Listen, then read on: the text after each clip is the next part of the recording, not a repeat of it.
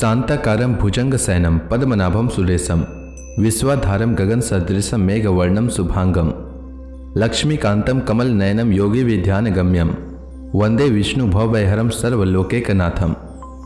मंगलम भगवान विष्णु मंगलम गरुड़ध्वज मंगलम पुंडरीकाक्ष मंगलाय तनोहरि।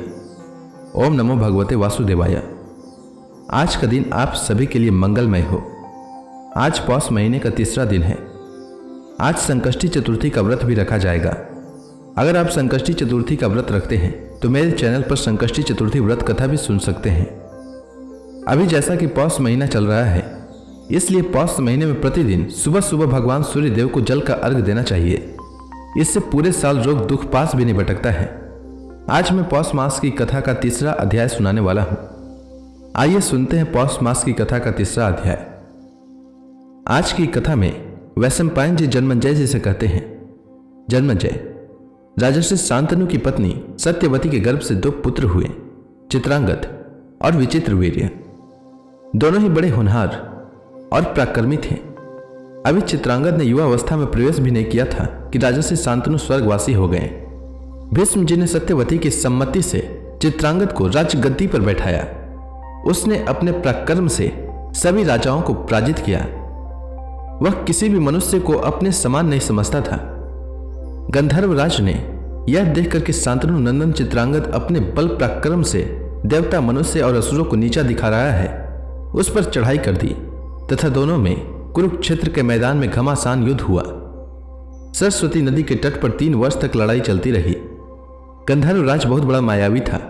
उसके हाथों राजा चित्रांगद की मृत्यु हो गई। देवव्रत भीष्म ने भाई की अंत्येष्टि क्रिया करने के पश्चात विचित्रवीर्य का राजगद्दी पर अभिषेक किया। विचित्रवीर्य भी अभी जवान नहीं हुए थे, बालक ही थे। वे भीष्म के आज्ञानुसार अपने पैतृक राज्य का शासन करने लगे। विचित्रवीर्य भीष्म का आज्ञाकारी थे और भीष्म उनकी हमेशा रक्षा करते रहते थे। जब भीष्म ने देखा कि मेरा भाई विचित्रवीर्य यौवन में प्रवेश कर चुका है, तब उन्होंने उसके विवाह का विचार किया। उन्हीं दिनों उन्हें यह समाचार मिला कि काशी नरेश की 3 कन्याओं का स्वयंवर हो रहा है। उन्होंने माता की सम्मति लेकर अकेले ही रथ पर सवार हो काशी की यात्रा की। स्वयंवर के समय जब राजाओं का परिचय दिया जाने लगा, तब शांतनु नंदन भीष्म को अकेला और बूढ़ा समझकर सुंदरी कन्याएं घबराकर आगे बढ़ गई। उन्होंने समझा कि यह बूढ़ा है। वहां बैठे हुए राजा लोग भी आपस में हंसी करते हुए कहने लगे कि भीष्म ने तो ब्रह्मचर्य की प्रतिज्ञा ले ली थी। अब बाल सफेद होने और झुर्रियां पड़ने पर यह बुढ़ा लज्जा छोड़कर यहां क्यों आ गया है। यह सब देख सुनकर भीष्म को रोष आ गया। उन्होंने अपने भाई के लिए बलपूर्वक हरकर कन्याओं को रथ पर बैठाया और कहा कि क्षत्रिय स्वयंवर विवाह की प्रशंसा करते हैं और बड़े बड़े धर्मज्ञ मुनि भी, किंतु राजाओं, मैं तुम लोगों के सामने कन्याओं का बलपूर्वक हरण कर रहा हूं। तुम लोग अपनी पूरी शक्ति लगाकर मुझे जीत लो या हार कर भाग जाओ। मैं तुम लोगों के सामने युद्ध के लिए डट कर खड़ा हूं। इस प्रकार समस्त राजाओं और काशी नरेश को ललकार कर वे कन्याओं को लेकर चल पड़े। भीष्म की इस बात से चिढ़कर सभी राजा ताल ठोकते और होठ चबाते हुए उन पर टूट पड़े। बड़ा रोमांचकारी युद्ध हुआ। सबने भीष्म पर एक साथ ही 10,000 बाण चलाए, परंतु उन्होंने अकेला ही सबको काट डाला।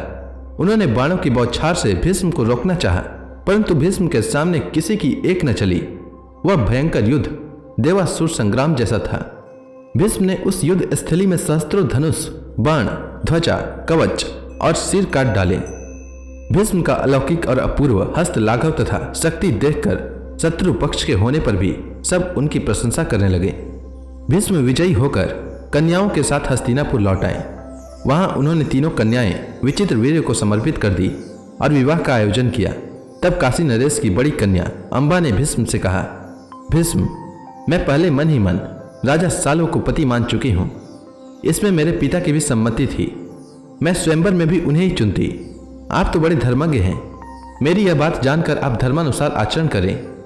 भीष्म ने ब्राह्मणों के साथ विचार करके अंबा को उसके इच्छानुसार जाने की अनुमति दे दी और शेष 2 कन्याएं अंबिका और अंबालिका को विचित्रवीर्य के साथ ब्याह दिया।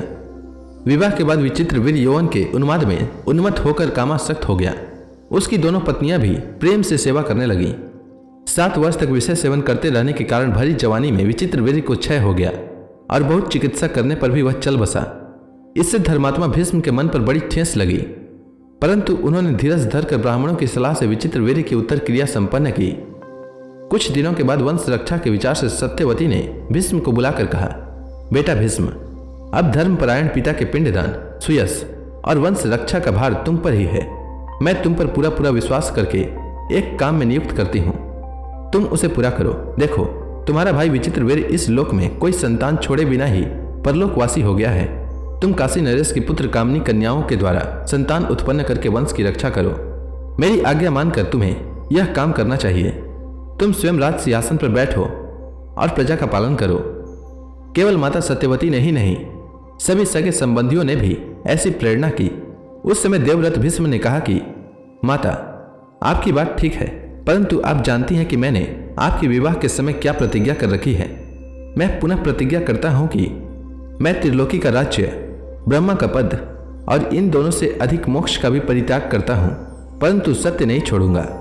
भूमि गंध छोड़ दे, जल सरसता छोड़ दे, तेज रूप छोड़ दे, वायु स्पर्श छोड़ दे, सूर्य प्रकाश छोड़ दे, अग्नि उष्णता छोड़ दे, आकाश शब्द छोड़ दे, चंद्रमा शीतलता छोड़ दे और इंद्र भी अपना बल विक्रम त्याग दे।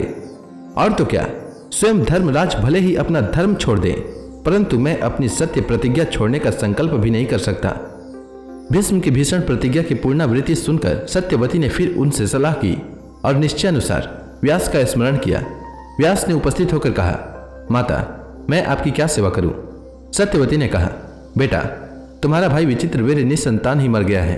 तुम उसके क्षेत्र में पुत्र उत्पन्न करो। व्यास जी ने स्वीकार करके अंबिका से धृतराष्ट्र और अंबालिका से पांडु को उत्पन्न किया। जब अपनी अपनी माताएं के दोष के कारण धृतराष्ट्र अंधे और पांडु पीले हो गए, तब अंबिका की प्रेरणा से उसकी दासी ने व्यास जी के द्वारा ही विदुर को उत्पन्न किया। महात्मा मांडव्य के शाप से धर्मराज ही विदुर के रूप में अवतीर्ण हुए थे।